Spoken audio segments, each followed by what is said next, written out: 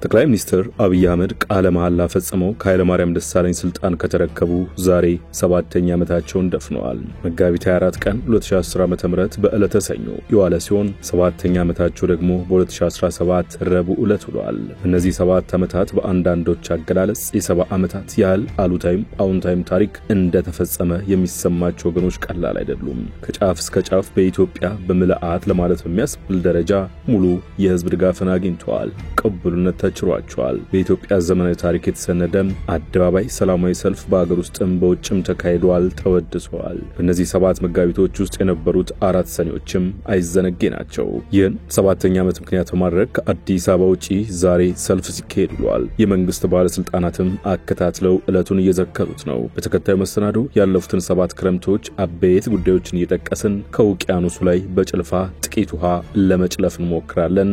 አብረን እንቆይ።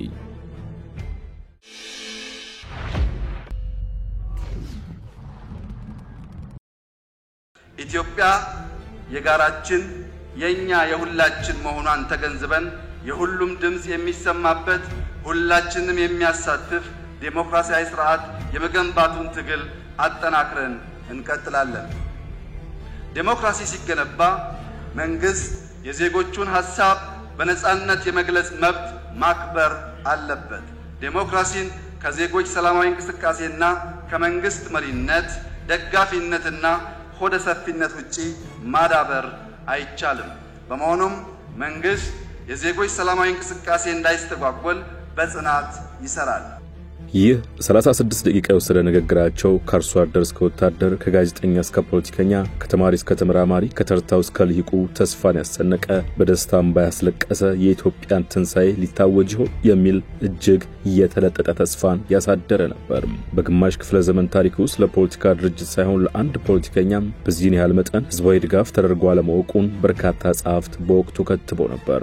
ለዓመታት በወኔ የተከረቸመባቸው የፖለቲካና ህሊና እስረኞች ተፈተዋል። ኢህአዴግን ለመጣል ነፍጥ አንግበው ኤርትራ ከተመው ዱር ቤቴ ያሉ ታጣቂዎችም በሰላማዊ መንገድ በሰለጠነ አኳኋን ፖለቲካን እንሰራለን ሲሉ አገር ቤት ገብተዋል። በአዲስ አበባና በሌሎች ከተሞች ለነዚህ ኃይላት አቀባበል ተደርጎላቸዋል። ምናልባት ከምርጫ 97 በኋላ ታይተው በማይታወቅ ሁኔታ ጠቅላይ ሚኒስትር አብይ አህመድ በአብዛኞቹ የኢትዮጵያ ግዛቶች ያለምንም አበል ያለማንም ቀስቃሽ ሻገሬው ድጋፉን ሊቸራቸው አደባባይ ወጥቷል። የሰኔ 16 ቀን 2010 ዓ.ም የዕለተ ቀዳሚ ሰልፍ ግን ከሁሉም የተለየና የላቀ እንደነበር ሰልፉን የታደሙና ሌሎቹን ህዝባዊ ትዕይንቶች ተከታተሉት መስክረዋል። በዚያች ቅዳሜ ጠዋት በዚያች የሰኔ 16 ረፋድ መስቀል አደባባይ የተገኙት ጠቅላይ ሚኒስትር አብይ አህመድ የማንዴላ ምስል ያረፈበት ቲሸርት ለብሰው መነጽራቸውን አጥልቀው በመድረኩ ተከሰቱ። ባርኔጣቸውን አውልቀው ከወገባቸው ተጎንብሰው ደጋፊያቸውን አመሰገኑ። 18 ደቂቃ ገደማ በወሰደ ንግግራቸው ከዚያ ቀደም እንደነበረው ሁሉ ብዙሃኑን ያስፈነጠዘ መልእክት አስተላልፈዋል። ጥላቻ አክስሮናል፣ ፍቅር ያተርፈናል ሲሉ ተደመጡ። ገና ኃላፊነት ከተረከብን መንፈቅ ሳይሞላን ፊት ለፊታችን እንደ ተራራ የተቆለለውን ግርዶሽ ሳንገፍ ፊት ለፊታችሁ ቆመን ምስጋናን ለመቀበል የሚያስችል አቅም አላደረጀንም። ነገር ግን ጥላቻ አክስሮናል፣ አግድሎናል። ፍቅር ግን ያተርፋል። ይህ ድንቅ ህዝባዊ ትዕይንት ወደ መጠናቀቁ አቅራቢያ ግን ያልተጠበቀ ክስተት በአንዳንዶች አገላለጽ መጥፎ ልምምድን ያዋለደ ድርጊት ተፈጸመ። ቦምብ ፈነዳ። በደቂቃዎች ልዩነትም ጠቅላይ ሚኒስትር አብይ አህመድ በመስቀል አደባባይ የለበሷትን የማንዴላ ቲሸርት አድርገው በብሔራዊ ቴሌቪዥን ጣቢያ ተሰየሙ።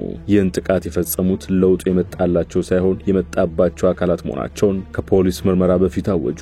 የቀንጅ የሚሉትን ቃላትም በኢትዮጵያ ፖለቲካ ውስጥ አስተዋወቁ። ይህን ጥቃት ለመመርመር የኢትዮጵያ ደህንነትና የጸጥታ ተቋማት ብቻ ሳይሆኑ የአሜሪካ ፌደራል ወንጀል ምርመራ ቢሮ ኤፍቢአይ ጭምር አዲስ አበባ ድረስ መምጣቱ አይዘነጋም። ይህ የሰኔ 16 ቀን 2010 ዓ.ም የቦምብ ፍንዳታና አሉታዊ ዜና ግን በዚያው ዓመት ብቻ ተገድቦ አልቀረም። የተከታታይ ዓመታት ሰኔ ወራት በርካታ አሰቃቂ አስደንጋጭ ወንጀሎች ተፈጸሙባቸው የኢትዮጵያን የፖለቲካ ምዕራፍ የቀየሩ ነበሩ።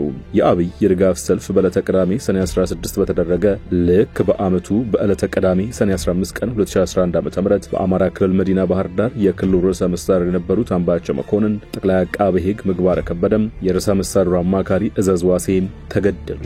ከቀናት በኋላ ደግሞ የአማራ ክልል ጸጥታ ቢሮ ኃላፊ ብርጋዴር ጄኔራል አሳምነው ጽጌ ተገድለዋል። በባህር ዳር ሲፈጸም በአዲስ አበባ ደግሞ የኢፌሪ ጦር ኃይሎች ጠቅላይ ኤታማዦር ሹም የነበሩት ጄኔራል ሰዓረ መኮንንና ሜጀር ጄኔራል ገዛኢ አበራ በተመሳሳይ ተገድለዋል። መንግስት ድርጊቱን የመፈንቅለ መንግስት ሙከራ ሲል ጠርቶት ነበር። በሰኔ 22 ቀን 2012 ዓ.ም በዕለተ ሰኞ ደግሞ ኦኩ የኦሮምኛ ቋንቋ ድምጻዊ ሃጫሉ ሁንዴሳም አዲስ አበባ ላይ በተተኮሰበት ጥይት ተገድለዋል። በወቅቱ እነዚህን ሰኔዎች ያስተዋለ ማንም ሰው ቀጣዩ ሰኔስ ምን ይዞ ይመጣል የሚል ስጋት ውስጥ ቢገባ ምክንያት የለሽ ፍርሃት ወይም ሰኔ ወለድ ፎቢያ ተብሎ ቢፈረጅ ስህተት ይሆናል። የቀዳሚዎቹ የሰኔ ወራት ድርጊቶች ያስከተሏቸው ፖለቲካዊ ውጤቶች አሉ።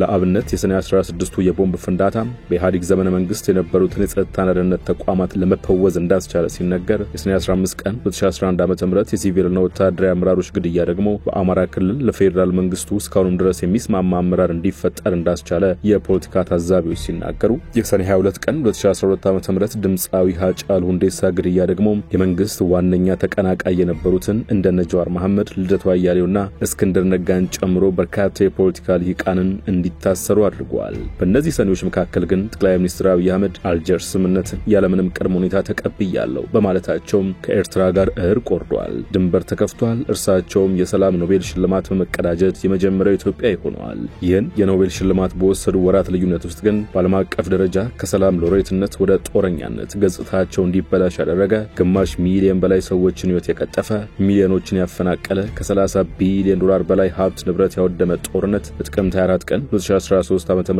መቀስቀሱን አብይ ራሳቸው ጥቁር ጃኬት ለብሰው እኩለ ሌሊት ላይ ይፋ አደረጉ። ላለፉት 20 ዓመታት በቀበሮ ምሽግ ውስጥ በመሆን አገሬ ወገኔ ህዝቤ ብሎ በብዙ ሺዎች መስዋዕትነት ከፍሎ ቆስሎ ደምቶ ደክሞ ሀገሩንና ህዝቡን የታደገው የሀገር መከላከያ ሰራዊት ዛሬ ምሽት ከመቀሌ ጀምሮ በበርካታ ስፍራዎች በካሃዲ ኃይሎች እና ባደራጁት ኃይል ጥቃት ተፈጽሞበታል። ይህ ጥቃት በአገራችን እስካሁን ከደረሱ ጥቃቶች እጅግ አስነዋሪ የሚያደርገው ሰላም ለማስከበር በተለያየ ሀገር የተሰማራው የሀገር መከላከያ ሰራዊት እንኳ በውጭ ኃይሎች ያልደረሰበትን ጥቃት በገዛ ወገኖቹ ከጀርባው እንዲመታ፣ ብዙዎች እንዲሰዉ፣ እንዲቆስሉ፣ ንብረቶች እንዲወድሙ ተደርገዋል።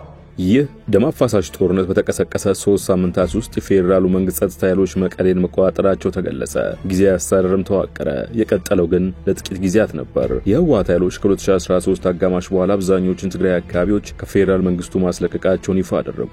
ታሪካዊ የሰኔ ወር በ2013 ዓ.ም ሌላ ክስተትን እንደ ቀዳሚዎቹ 3ቱ ሰኔዎች ሁሉ አስተናግዷል። ሰኔ 21 ቀን 2013 ዓ.ም የፌዴራል መንግስት ለትግራይ ህዝብ የጥሞና ጊዜ ለመስጠት በሚል ለቆ መውጣቱን ቢናገርም የህወሓት ኃይሎች ግን አሸንፈን ነው የተቆጣጠርነው አሉ። በዚህ መሃል ሊዘነጋ የማይገባው ነገር ቢኖር የ2013 ምርጫ ነው።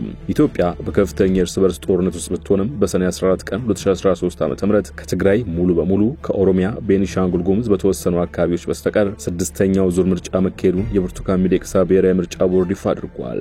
ብልጽግናም ማሸነፉን አውጇል። በተመሳሳይ በሰሜኑ የአገሪቱ ክፍል ጦርነት በሚካሄድበት ወቅት መስከረም 24 ቀን 2014 ዓ.ም በከፍተኛ ወጪና ዝግጅት በመስቀል አደባባይ የበዓለ ሲመት ስነ ስርዓት ተካሂዷል። ጠቅላይ ሚኒስትር አብይ በወቅቱ ባደረጉት ንግግር ሁሉን አካታች የውይይት መድረክ እንደሚካሄድ አስታውቀዋል። ይህን ንግግር ካደረጉ 3 ወራት በኋላ ታህሳስ 2014 የኢትዮጵያ ሀገራዊ ምክክር ኮሚሽን አዋጅ በፓርላማ ጸደቀለት። አዋጁ ከጸደቀ 2 ወራት በኋላ ደግሞ 11 ኮሚሽነሮች ተሰይመውለት በየካቲት 14 ቀን 2014 ዓ.ም ስራ መጀመሩ ተነገረ። በመሃል ሀገር ይህ በሚሆንበት ወቅት ግን የሰሜን ኢትዮጵያ ከፍተኛ ጦርነትን እያስተናገደ ነበር። ሁለቱም ተፋላሚ ወገኖች ከማን ጋር ነው የምንደራደረው ሲሉ ለወራት ቢሳለቁም ጦርነቱ በተጀመረ ልክ በሁለተኛው ዓመቱ ጥቅምት 23 ቀን 2015 ዓ.ም በደቡብ አፍሪካ ፕሪቶሪያ የዘላቂ ግጭት ማቆም ስምምነት ተፈረመ። የድሮን አረሮችን የመትረ የመትረየስ ድምጾችን የጠበንጃ ላንቃዎችን ስምምነቱ ጸጥ ያሰኛቸው በሰሜን ኢትዮጵያ አማራ ክልል ግን ሌላ ጦርነት ለመቀስቀስ የወሰደበት ጊዜ 5 ወራት ብቻ ነበር በአማራ ክልል የክልል ልዩ ኃይሎችን አፍርሶ ወደ ፌደራል ጸጥታ መዋቅር ስር ለማካተት በሚል የተወጠነው አሰራር እስከ ዛሬም የቀጠለ ጦርነትን አዋልዷል የሰላማዊ ሰዎች ህይወትን ዛሬም መቅጠፉን ቀጥሏል ተማሪዎች ከትምህርታቸው ርቀዋል ጦርነቱ ባስከተለው ማህበራዊ ቀውስ የተነሳም ህፃናት ያለ ዕድሜያቸው ወደ ጋብቻ እንዲገቡ መገደዳቸውን ሪፖርቶች ያመለክታሉ የክልሉ ወጣቶችም አንድም መከላከያ ሰራዊትን መቀላቀል አንድም ከፋኖ ኃይሎች ጋር ሆነው መንግስትን መፋለም ብቸኛ የሥራ ዕድል እንደሆነ የሚናገሩት ጥቂት አይደሉም ከ7 ዓመታት በፊት በቀጥታ ቴሌቪዥን ስርጭት ጠቅላይ ሚኒስትር አብይ አህመድ ንግግር የተከታተሉት ከጥቂት ወራት በኋላ ደግሞ በአዲስ አበባ የቀለጠና የደመቀ ሰላማዊ ሰልፍ ቢካሄድም ዛሬ በዕለተ ረቡዕ በጠቅላይ ሚኒስትሩ 7ኛ ዓመት አዲስ አበባ በመደበኛ የዕለት እንቅስቃሴዋ ላይ ትገኛለች ሰልፍ የለም ባነር የለም በመስቀል አደባባይ ህዝባዊ ትዕይንት የለም በርግጥ በአዲስ አበባ እንዲህ አይነት ዝክሮች አይደረጉ እንጂ በተለያዩ የክልል ከተሞች ዕለቱን የሚዘክሩ ሰልፎች ተካሂደዋል ከምክትል ጠቅላይ ሚኒስትሩ ጀምሮ ሁሉም ሚኒስትሮች ከትግራይ ክልል ውጭ ያሉ የክልሎች ርዕሳነ መስተዳድርና ከንቲባዎች መግለጫዎችን አውጥተዋል ምክትል ጠቅላይ ሚኒስትር ተመስገን ጥሩነህ ባስተላለፉት መልእክት የመጋቢት 24 ፍሬዎች በሁሉም የኢትዮጵያ መንደሮች እንዲዳረሱ ተግተን እንሰራለን ብለዋል በሚወረወሩብን ድንጋዮች ብልጽግናን እንገነባበታለን ያሉት የአብይ ምክትል ተመስገን መጋቢት 24 ትናንትና ዛሬንና ነገን የዳርና የማህልን ግንባርና አጋርን አርሶና አርብቶ አደርን የግለሰብና ቡድንን አካባቢያና ሀገራዊ ማንነትን በመደመር ባሉት እሳቤ ያግባባች በዘመናዊ ኢትዮጵያ ታሪክ ውስጥ ልዩ ቦታ ያላት ቀናት ሲሉ አሞካሽተዋል ርቀቱ ምን ያህል እንደሚረዝም ባይጠቅሱም ቅሉም በመደመር ሲሉ በጠሩት ጎዳና ኢትዮጵያን ወደ ብልጽግና ለማድረስ ተጀምረዋል ያሏቸው ስራዎች ፍሬያቸውን ማሳየት መጀመራቸውን ጠቅሰው ኢትዮጵያ በዓለም ላይ ተገቢዋን ቦታ ለመያዝ ተቃርባለች ብለዋል እነኚህ ከፍተኛ የመንግስት አመራሮች መግለጫዎችን አከታትለው ቢያወጡም ሰልፎች ከአዲስ አበባ ውጪ ቢካሄዱም ዕለቱን የተመለከቱ የፓናል ውይይቶች ቢደረጉም ቢያንስ የመሰናዶ እስከተዘጋጀበት ጊዜ ድረስ ከዕለቱ ዋነኛ ሰው ጠቅላይ ሚኒስትር አብይ አህመድ በኩል የተላለፈ አንዳችም መልእክት የለም ውድ የሸገር ታይምስ ተከታታዮች ጠቅላይ ሚኒስትር አብይ አህመድ ስልጣን ተረክበው ቃለ መሃላ የፈጸሙበትን 7ኛ ዓመት በማስመልከት ያሰናዳነው ዝግጅት በዚሁ ተቋጭቷል ስለተከታተላችሁን አመሰግነን ጤና ይስጥልን